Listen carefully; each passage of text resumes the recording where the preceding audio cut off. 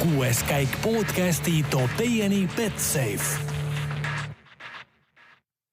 No nii, tervitused taas kõigile rallisõpradele. Portugali rallil on reedene päev peaaegu sõidetud. Tuleb mainida, et lindistame saadet siis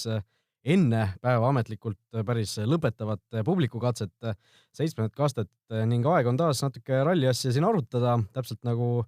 Hyundai boss Andre Adamo oleme meiegi siin juba mitmed korda sunnitud tegema väikseid vangerdusi, aga mitte sellepärast, et oleks keegi siin halvasti esinenud või allapoole ootusi, aga lihtsalt täna mina olen endiselt Raul Õessar, aga Karl Kruda on siis oma isiklike kohustusega hõivatud ja oleme siis võtnud siia järjekordse lootust andva podcasti mehe Roland Murakas, Eesti rallisõitja. Tere tulemast 6. käiku. Tere.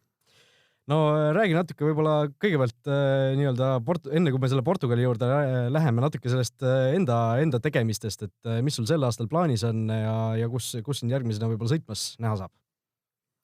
Jah, et minu tegemised piirduvad siiski siin Eesti-siseselt hetkeplaanide järgi, et ma nii kõrget lendu ei lenda kui need mehed, kellest me siin rääkima hakkame. Aga sellel aastal on meie tagasihoidlikul meeskonnal kavas sõita rallikrossi Eesti meistrivõistluseid, kus jahime ka aasta kokkuvõttes meistritiitlit. Et 8. juunil on järgmine etapp Vasalemas, et kõigil huvilistel soovitan siis tulla vaatama. Ja ütleme, on meil ka kavasse võetud juuni keskpaigas Viru ralli Rakveres, mis on meile samuti alati meeldinud ladusa korralduse ja heade teede poolest, et soov on seal oma Ford protoauto jällegi proovile panna. No vot, nii et kellele Rolandi jutt väga meeldib ja soovib meest ka rallirajal näha, siis sellised võimalused on teile siin välja pakutud, aga läheme siis Portugali ralli juurde. Nagu öeldud, kõik katsed päris reedesed ei ole veel sõidetud, üks publikukatse on veel ees, aga mõtlesime sellest saate ikkagi siin enne ära lindistada, et võimalikult varase välja saada. Ott Tänak alustas kohe päeva ülivõimsalt, no rääkisime siin juba selles eelvaatavas saates ja enne ralli algust on siin muidu ka räägitud, et see stardijärjestus ikkagi Portugalis mängib rolli, kruusaralli ja nii edasi, aga Ott Tänak teisena startijana ikkagi ülivõimas algus kohe päevale. Põhimõtteliselt esimesel katsel napilt jäi katsevõidust puudu, Tanis Ordo ainult suutis teda seal lüüa ja praegu ikkagi selle 6 katse järel kindel ralliliider, et müts maha. Absoluutselt, täiesti nõus su väitega, et meie mehed siis näitasid kohe ära esimesel katsel, mille peale nad siin välja lähevad, et tõesti nii eesotsa startides sellise ajaga tulla kohe avakatsel, et tõesti müts maha. Just ja olgu siis ära ka mainitud, mis see seis hetkel on enne seda publikukatset. Ott Tänak siis ralliliider Jari-Matti Latvala teine 15,2 sekundit kaotust, Chris Meek 3. 21,7, Toyota siis kolmik juhtimine ja järgnevad Neville 25,3, Ogier 26,0 ja siis juba üle minuti on see vahe, kui tulevad Suninen, Greensmith, Lappi. Nii et Toyotadele selles suhtes vähemalt kõik on praegu väga korras, et väiksed nibin-nabin mingisugused siuksed tõrked olid seal Latvalal ja Miigil, aga lõppkokkuvõttes ikkagi see päev on seni ikka väga hästi läinud. Ja, et Tommy Mäkinenil kindlasti ärevust ja õnnetunnet siiamaani jagub. No esimesel katsel kohe Thierry Neuville tunnistas seal finišis, Neville startis ju Tänaku tagant, aga kaotas lõpuks siis Sordol 14,6 sekundit, Tänakule üle 10 sekundi, et tema alustas väga ettevaatlikult, selliselt liiga ettevaatlikult, katse lõpus sai alles selle rütmi natuke kätte, et arutasime siin enne saate algust ka natuke, et kas äkki ikkagi see Tšiili õnnetus natukene võis mõjutada või mitte? No mina arvan, et ta kohe kindlasti mõjutas, ja nagu me ka rääkisime, siis see on igati normaalne, et see mõjutab, et see näitabki, et tegemist on ikkagi täpselt samasuguste mõtlevate, kalkuleerivate ja ohutundega inimestega, et ikkagi selline õnnetus üle elada ja ütleme uuel rallil starti tulla, samamoodi jälle nii-öelda võõras katse, mida ei ole varem võistluskiirusel sõidetud,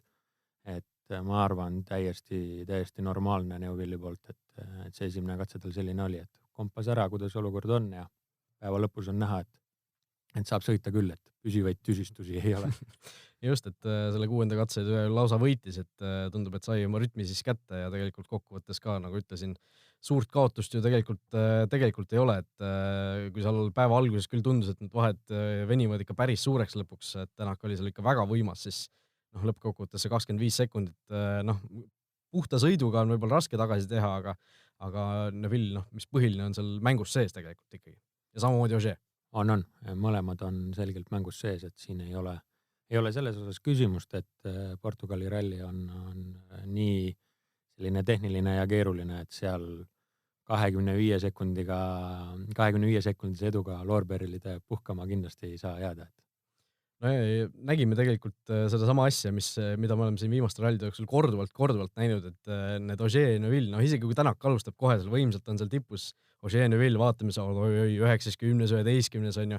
aga siis üks hetk hakkavad need sealt vahelt ikka need kuidagi ära langema ja lõpuks ongi niimoodi, et Neville, Ogier, kes seal võib-olla alustasid teise 10 tempoga vaata, et siis lõpuks kerkivad ikka sinna esikolmiku juurde või esikolmikuse sisse, et praegu ka ju 4. ja 5. kohal juba, et millest me räägime. Jah, et Ogier puhul seda mustrit on ikka äärmiselt tihti näha, et kui rahulikult ta alustab, tunnetab oma olukorra ära, vaatab, kuidas teistel minek on, et alati igal rallil ju keegi läheb kohe suruma, kellelgi alguses kohe õnnestub, alati nagu keegi saab nii-öelda ees minema, et seda on ju peaaegu igal rallil näha. Ja eks Ogier selle põhjal hindab nagu ära, et milline see lagi nagu sellel rallil on, ta teab ja tunnetab oma hoogu nagu nii hästi, et ta tunnetab, mis protsendi peal ta on, ja ta teab enam-vähem, mida oleks vaja teha võib-olla, et selle sama hooga sõita. Ja ta jääb alguses tahapoole ja iga katsega nagu kerkib, et esimesel katsel ta ju kaotas ka esimest korda WRC autos olevale Gus Greensmithile, et millest me räägime, mitmekordne maailmameister, aga näed, vaikselt tuleb, vahed ei ole suured, riski ei võta, väldib sellega vigu ja nii see käib. Just, et kui tihtipeale on ka näha, et seal Delfi otseblogi kommentaariumites inimesed kirjuvad, et jälle korrat oli neil õnne aga tegelikult näitab see minu meelest ikkagi puhast klassi, et see ongi see sõidutarkus on ju, et sa ei pea igal katsel kõige kiirem olema, aga sa pead olema stabiilne, sa ei tohi lasta vigu sisse ja siis lõpuks tõusedki sinna üles välja, aga kui räägime veel sellest hommikusest tiirust, siis Chris Meagil oli ka üks päris huvitav olukord seal ühel katsel, kas see oli 2. või 3, praegu enam ei mäletagi, kõik need tulid nii üksteise otsa järjest, et raske siin eristada, aga käemärkidega pidi siis suhtlema kaardilugejaga, et korra kadus see raadioside ära ühel katsel. Miik küll pärast katset ütles, et ei kuulnud mitte midagi, mis kaardilugeja ütles, on ju. Et see tundub natukene nagu ülepingutatud arvest seda, et ta kaotas seal lõpuks ikkagi kas 10 sekundit, kui sedagi, on ju. Jah, ega ta nii paljugi ei kaotanud, et ilmselgelt see oli Miiki poolt nagu ülepingutatud selles osas, et üle dramatiseeritud, et ikkagi 18 kilomeetrine katse kaotada seal 5,5 sekundit võitjale, et kindlasti seal midagi läks kaduma, mingisugune häire oli, aga ega see teda palju ei seganud, et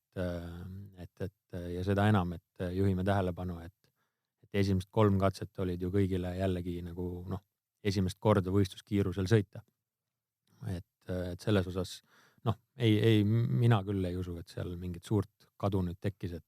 vast mõne kurvi seal võib-olla pani käe järgi või piltmälu järgi, aga suurt draamat vast mitte. Ja mõtlesin ka, sina kui rallisõitja, oled sa üldse kunagi sellist olukorda kogenud, et sa peadki reaalselt vaatama ühe silmaga umbes teed ja teise silmaga seda, mis see kaardilugeja seal oma kätega vehib, et see võib ikkagi päris nagu rütmist välja viia, et kindlasti mitte niimoodi, et sa 14 kilomeetriga peale kaotad ainult 5 sekundit, vaid seal ikkagi sekund kilomeetril äkki või mis see vahe võib olla seal? Jah, et kui ikkagi sideühendus täiesti ära kaob, et ega siis muidugi oleneb ka palju katsest, on ju. Et kui on selline pikem sirge, kurv on ju, selline sektsioon. Et võib-olla siis see vahe on nagu väiksem, et siis kaardilugeja nagu jõuab näidata ja seda infot nagu kuidagi siis käemärkidega edasi anda, on ju. Aga kui te olete nagu neid videosi vaadanud, et kui on sellised siduvad ja järjest kohad, et kaardilugeja ei saa hingata ka vahepeal, ta peab nii kiiresti need asjad ette lugema, et käemärkidega seda ei ole võimalik teha, et siis see vahe tuleb väga suur ja piloot peab sõitma silma järgi, kui see on võõras katse, on ju. Aga me oleme neid juhtumeid näinud, kus sideühendus kaob ära tuttaval katsel on ju näiteks soomlastel Soome teedel on ju. Ega see neid palju ei sega, vaata, et veel kiiremaks teed. Et ei jutusta keegi kõrvas, et saad ainult sõidule keskenduda. Täpselt nii. Kas kaardilugejatel ja sõitjatel on nagu varem mingi treeningu osana kokku lepitud ka mingisugused kindlad käemärgid, et seal me nägime Miigi kaardilugeja pani väga siukselt primitiivselt, et 2 näppu püsti ja vasakule, aga on see üldse mingi asi, millest nagu enne räägitakse või see on lihtsalt peab improt panema? Ma arvan, et sellisel tasemel meestel see kindlasti käib läbi, aga seal on ka, ei ole ka lihtne nagu midagi kokku leppida, et sa peadki seal väga primitiivselt, et kui sul on numbriline legend, siis katsu see number kuidagi anda ja ega seal muud nagu ei ole, et sa neid detaile, kivi sees, trampliin, kust hoia sinna, hoia tänna, neid lisadetaile ei ole võimalik kätega edasi anda, et ilmselt selle põhjusel ka inimestel see suhtlus ainult kätel ei põhine, et pole lihtsalt võimalik kõike kätega edasi anda. No vot jah, õnneks Miik sai siis asjad korda, et tundus, et mingi juhe oli kuskilt lahti tulnud, aga juhe oli lahti tulnud muidugi ka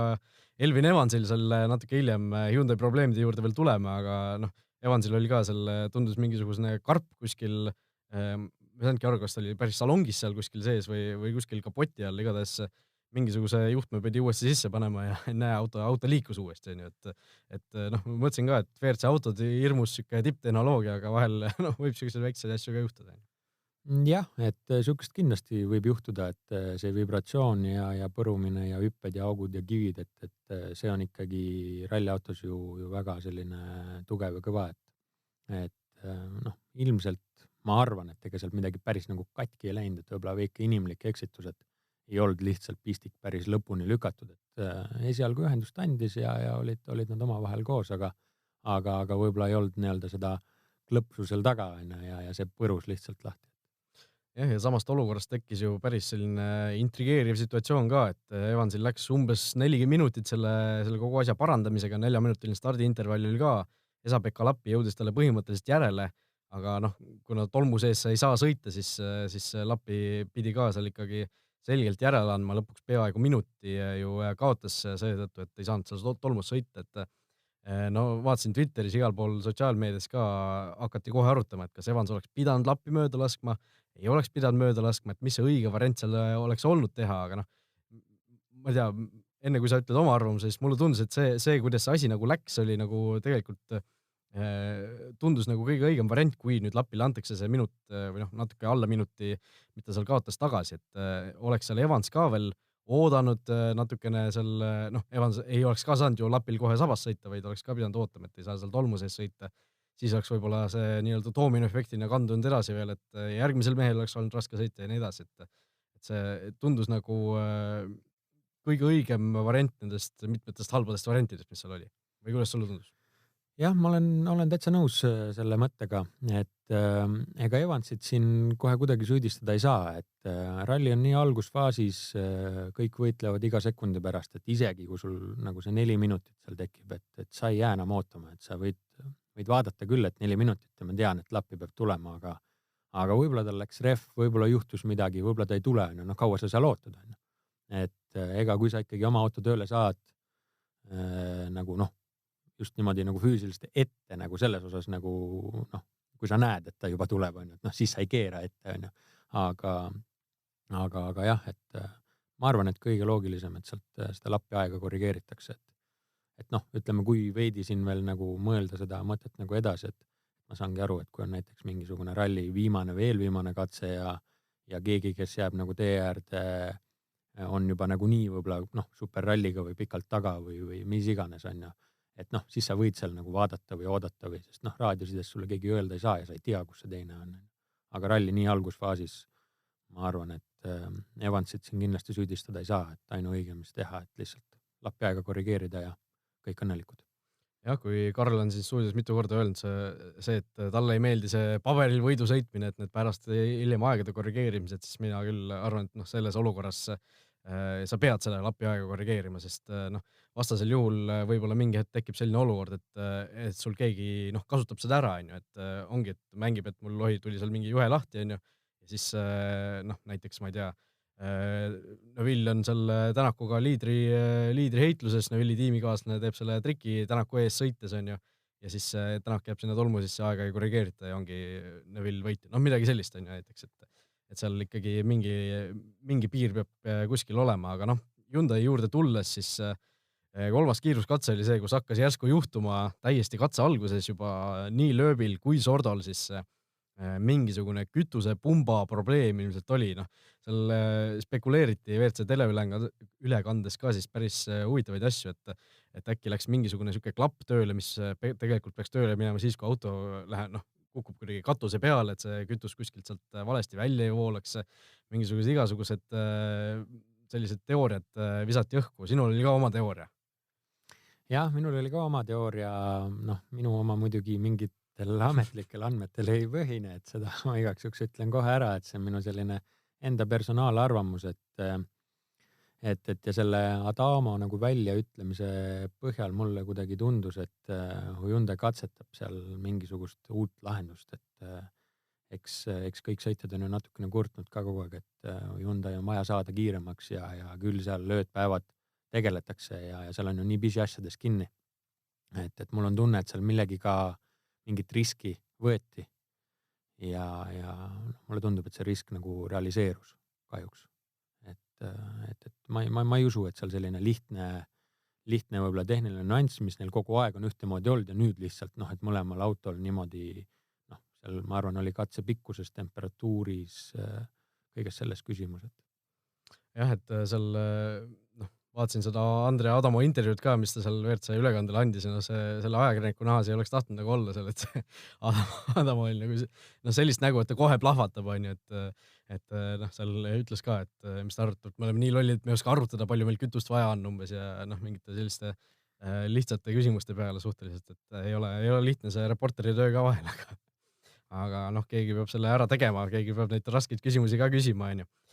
Aga pärastlõunase selle tiiru juurde tulles, siis Ott Tänak enam nii kiire ei olnud, ühtegi katset ta ei võitnudki, kusjuures võidud läksid siis Sordole, Suninenile ja Neville'ile. 7. katse on veel ees, mainime veel korra ära. Seal võib Tänak muidugi veel võita, aga nende pikkade katsete puhul võita ei tulnud Tänakule, aga ta oli seal suures mängus kogu aeg sees tegelikult, et kaotust palju ei tulnud, ütleme, manageeris seda oma liidri kohta juba. Võib öelda vist. Jah, võib absoluutselt. Tegi sellist mõnusat ogierilikku sõitu, ütleme niimoodi, et teine läbimine,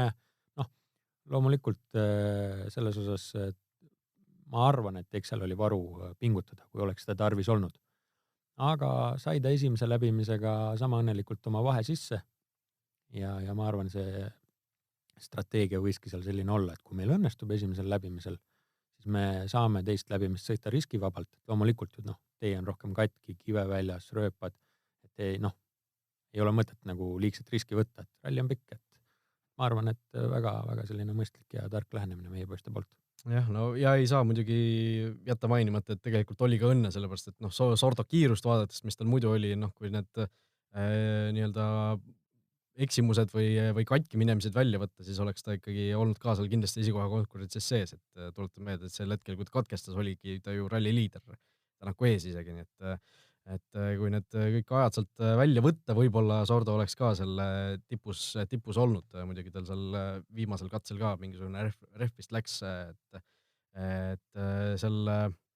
natuke oli õnne, aga õnne peab olema, õnn soovib tugevamaid, nagu öeldakse. Jaa, nii on, et väikse hetke võime muidugi Sordole siin pühendada tema kiituseks, et peale pikka pausi tulla nagu rajale ikkagi, võime öelda ka väga tugevana, et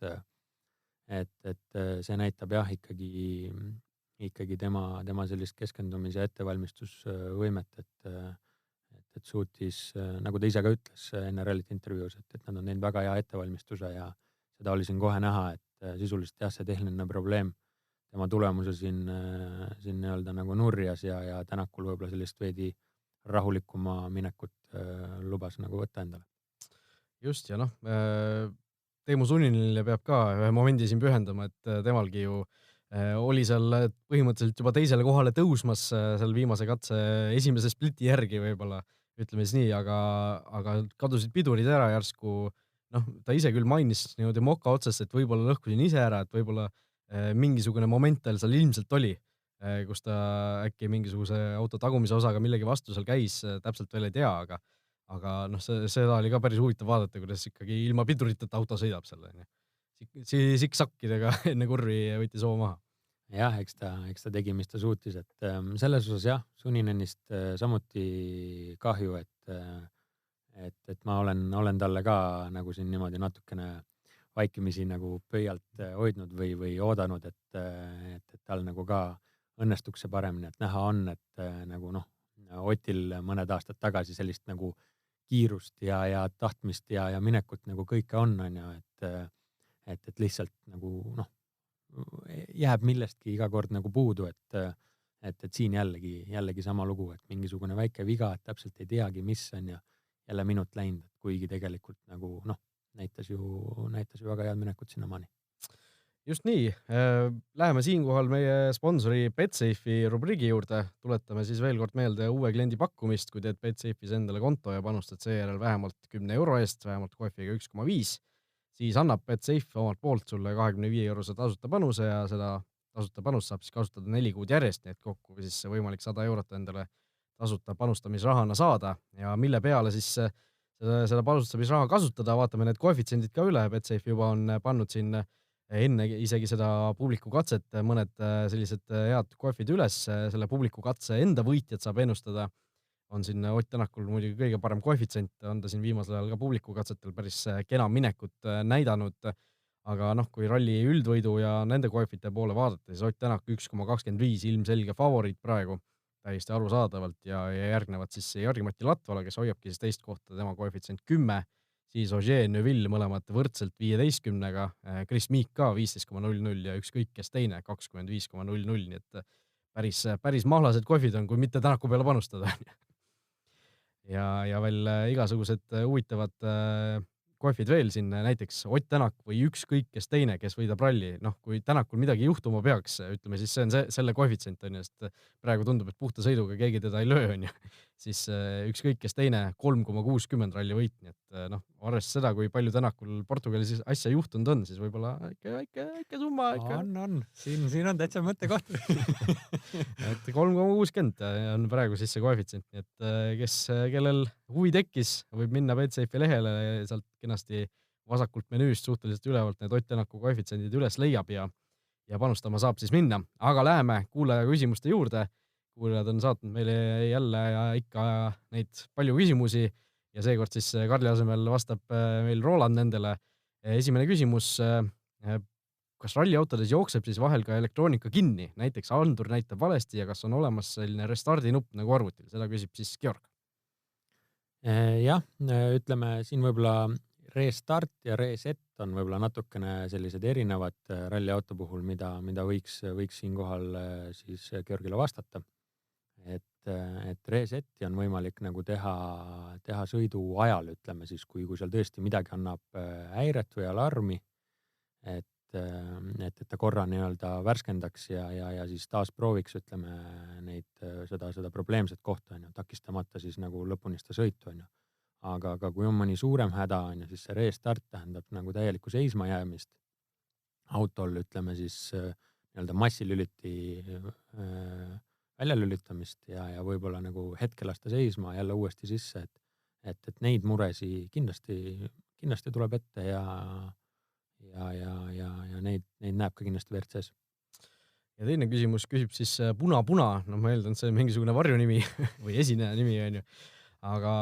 ütleb siis, et tere mehed, vaatas Delfist Portugali ralli avamise pilte ja märkas, et Tänaku auto esistangel on siis mingisugused punase-musta triibulised ruudud. Mis need on ja miks need seal on? No vaatasime meiegi neid avamise pilte, algus tekkis küsimus, et huvitav, millest ta räägib, on ju, aga tõesti avamisel olid siis selle õhu sissevõtu ava on vist selle asja nimi siis. Selle ees olid sellised punase-musta triibulised mingisugused plaadid tõepoolest. Jah, seal olid katted ees, tõesti väga tähelepanelik tegelane ja küsija, et mina neid ei olnudki märganud. Aga ma ise kahtlustan, et nad kindlasti on seal õhu suunamise eesmärgil, et disaini elemendina nad väga edevad seal ei tundunud. Aga et ma kahtlustan nagu seda, et kui see poodiumi sõit, et siis nagu ühtegi kiiruskatset seal ei olnud võib-olla tuli neil võidusõiduautodega läbida üsna nagu pikk teekond, et võib-olla lihtsalt suunamiseks, õhu suunamiseks nagu konkreetsemalt otse sinna radiaatorisse, et võib-olla, ma lihtsalt pakun, et mingisugune selline idee neil seal ilmselt olla sai, ei midagi muud. jah, et katsetel siis neid asju seal ju enam ees ei olnud, et sellest õhu suunamisest ja õhu sissevõtust, me nägime tegelikult tänastel katsetel ka ju üks teema, mida me võib-olla ei puudutanudki enne M-spordi autode puhul, kõik need, kui need katse lõpu intervjuud olid, siis 2 sõnaga vastasid ja tõmbasid ukse kinni ja läksid minema, et see ilmselt oli sellesama ülekuumenemise ja õhu sissevõtu teemadel, eks ju, et võimalikult kiiresti see auto uuesti nagu ratastele saada. Jah, et eks seal võib-olla lihtsalt M-spordi insenerid on andnud nagu kõige tugevama signaali oma sõitjatele selles osas, et näidanud selle viisakalt tabelitest ja data pealt ära. Et ega auto tervisele, see mõjub ainult hästi, et mida kiiremini nad sealt peale katse lõppu,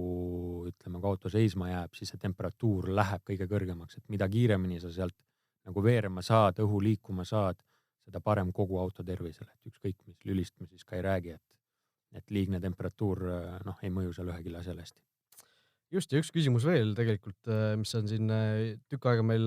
nii-öelda järjekorras olnud, küsib siis Kadi, küsib seda, et kui palju rallisõitjad üldse trenni teevad nii-öelda, et ametlikud testid, neid me siin näeme, iga kord pildid ja videod tulevad, aga kas muidu ka kuidagi harjutatakse, kuidas harjutatakse, kas on mingisugused simulaatorid, kas saavad mingisugusel väiksel rajal kuskil sõita, kuidas see asi üldse toimub? Jah, ega neid ettevalmistusosasid või samme on ju mitmeid, et kindlasti sellist Portugali rallit seal kuumas sõites ei saa ilma füüsilise ettevalmistuseta, et ega need mehed seal kõik on väga heas vormis. Selles ei ole kahtlustki, et isegi vanameister lööb, et võib tunduda, et tal võib-olla vahepeal väike õllekõht seal kuskilt paistab, on ju. Aga ilmselgelt mees on heas vormis, et see on nagu üks asi. Kindlasti on võimalik ka mingisuguseid simulaatoreid, aga need ei ole ikkagi täna võib-olla ikkagi sellisel tasemel või valmisolekul või ütleme seda treening eesmärki täitvad nagu võib-olla lennunduses või kuskil mujal on. Vormelis ka vist on päris juba head need simulaatorid, et rallis on vist neid faktoreid või neid erinevaid aspekte, mis seda mõjutavad ilmselt nagu liiga palju, et seda päris simulaatoris nii-öelda imiteerida. Jah, nii see on, et võib-olla siin ka, kes on natuke nagu selliste arvuti rallimängudega tuttavad, et siis teadagi, et alati selliseid ringraja ja asfaltisõite või vormelisõite on nagu lihtsam ja reaalsem järgi teha, kui võidusõidu asju kruusa peal on ju, et võib-olla sealt see ka tuleb on ju. Ja ütleme siis sellised päris reaalsed autorooli taga testid on WRC meestel ju nii-öelda piiratud või ette antud ja kõik need päevad kasutavad siis maksimaalselt ära, et seal on võimalik väikest nagu jaotamist teha, et mida me oleme tähelepanelikumad on näinud ka Ott on teinud, et ta võib-olla mõnele keerulisemale kohale pühendab ka mõne teise ralli arvelt paar päeva treeninguteks ja üritab seal omale head seadistust leida ja midagi arendada ja edasi viia, et nii see kõik käib. Sinna lisaks siis veel muidugi ka selles osas kõikvõimalikud legenditreeningud, videode vaatamised,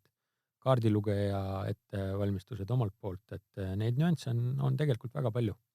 Sa ütlesid legenditreeningut, kuidas selline asi välja näeb, et kahekesi istute maha kuskil autosse,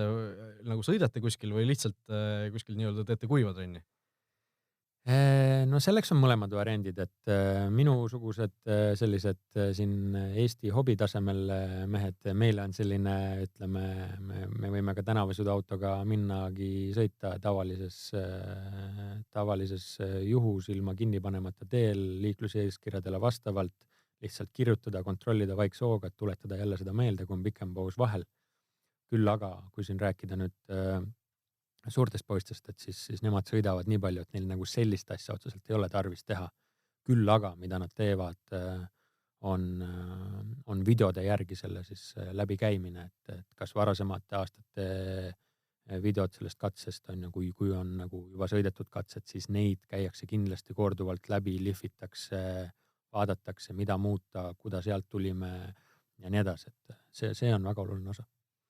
no vot, sellised huvitavad jutud siis tänases 6. käigus siis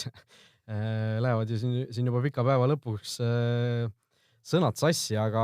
aitäh kõigile kuulajatele, et olite meiega. Järgmine 6. käik siis eetris juba laupäeva õhtul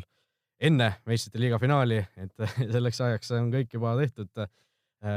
Kui siis laupäev on Portugalit sõidetud, kuulata saate meid ikka Delfi taskust ja podcasti rakendustest ja kui teil on meile küsimusi, siis saatke need meili aadressil 6kaik@delfi.ee.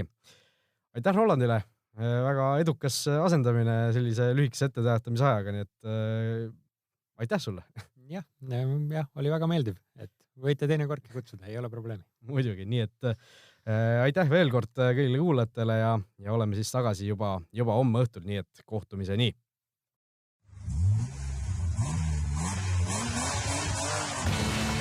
Kuues käik podcasti tõi teieni Betsafe.